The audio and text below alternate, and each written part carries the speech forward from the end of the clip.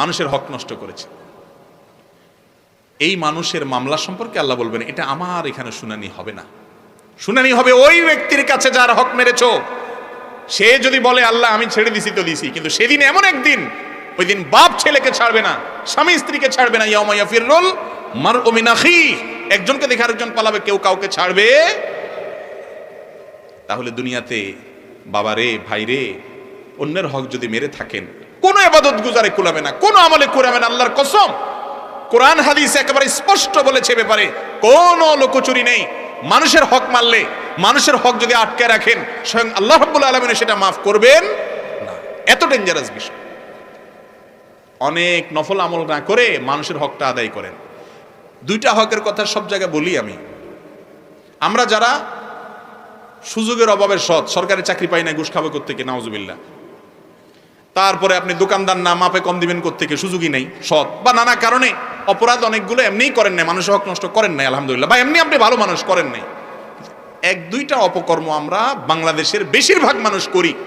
হুজুর গায়রে হুজুর নেই, খুব কম সংখ্যক মানুষ হয়তো এখান থেকে মুক্ত আছেন। তার একটা হলো বাপ মায়ের সম্পদে বোনের অধিকার দিয়ে দিয়েছেন তো সবাই হিসাব করে।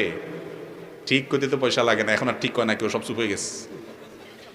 বাপ মারা গেছেন, বাপের সম্পদে ছেলে হিসাবে আপনার যেরকম হক আছে আপনার বোনের আছে না নাই, দিয়া দিছেন হিসাব করে। কোরআন যতটুকু দিতে বলছে ততটুকু। এরকম বাপের পুত মায়ের পুত থাকলে হাত দাঁড়ান দেখি দু চারজন। দাঁড়ান দরকার নাই, খুব কম দাঁড়াবেন, আমি বুঝি, শরম দিতে চাই নাই, আমি বোঝার জন্য বললাম। যারা দেন নাই খুব সোজাবত শুনে রাখেন, বান্দার হক নষ্টকারীদের মধ্যে এরা সবচেয়ে ডেঞ্জারাস। কারণ আত্মীয়র হক নষ্ট করা, রক্ত সম্পর্কীয় আত্মীয় বোনের হক নষ্ট করা, বাইরের লোকের হক নষ্ট করার চাইতে অনেক বেশি ভয়াবহ। কিন্তু আমরা দেই না, বোনদের হক দেই না। কেন? আবার মাসালা বানাইছি নিজেরা, কয় বাপের বাড়ির হক নিলে হয় না।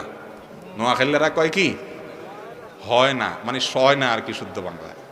তো এই নোয়াখালীর এই এলাকাতে কয় বাপের বাড়ির হক নিলে কি কয়, হয় না। আপনার তো ফেনী মানুষ, আপনি জানেন তো, সয় না বলে কি বাটপারি মাসালা চিন্তা করেন। একই বাপের সম্পদ, আপনি ছেলে আপনারে সইবে, উনি বোন উনি নিলে ওনারা সইবে না। বাহ, মানে কিভাবে সম্পদ মারতে হয়, মাসালা কেমনে বানাইতে হয়, ইবলিস বানাইছে এই মাসালা।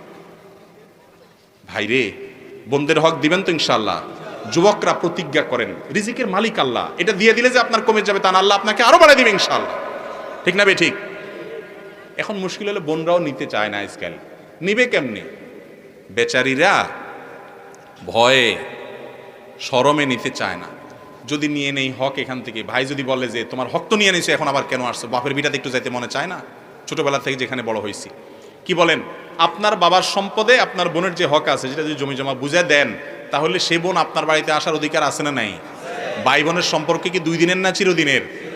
অতএব রক্ত সম্পর্ক হিসাবে, তার বাপের ভিটা হিসাবে, ভাইয়ের বাড়ি হিসাবে সে আপনার মেহমান হওয়ার অধিকার আছে না নাই? কিন্তু আমরা আজকাল এমন স্বার্থপর হয়েছি, সম্পদ নিয়ে আনিছে তো চলে গেছো, আবার আসবা কেন? ঠিক না বে ঠিক? এই ভয়ে মহিলারা আসে না।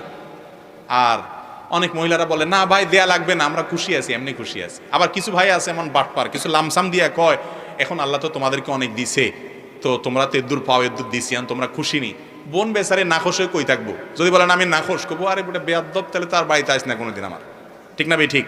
বেচারি বাধ্য হইয়া রাজি হয়। এগুলা সবগুলা হলো 2 নাম্বারই এবং হারামখোরি। বেঁচে থাকবেন তো ইনশাআল্লাহ।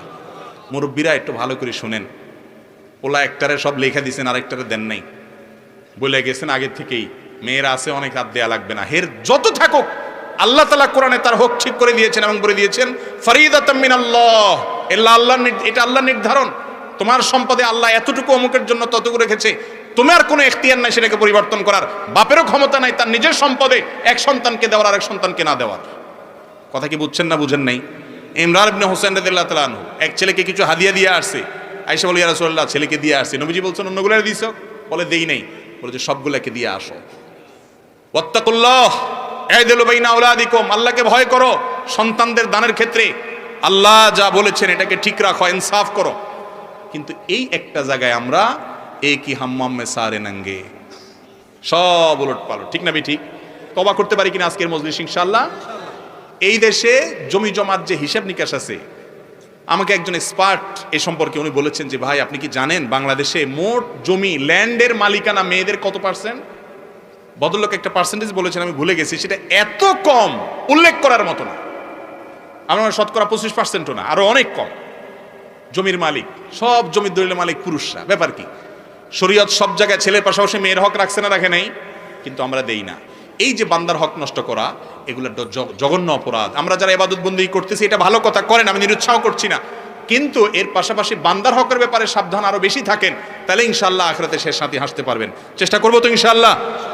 দাড়ি রাখলেন, টুপি রাখলেন, আর দোকানে যাইয়া বাকির খাতায় 10 টাকা জায়গা 20 টাকা লিখলেন, আর এরকম ভাবে মসুর ডাল ইন্ডিয়ানটা দেশিটা চাইনিজটা মিলায় ওইটার দেশি ডাল বানায় বেচলেন, জায়েজ হবে না গুনাহ হবে?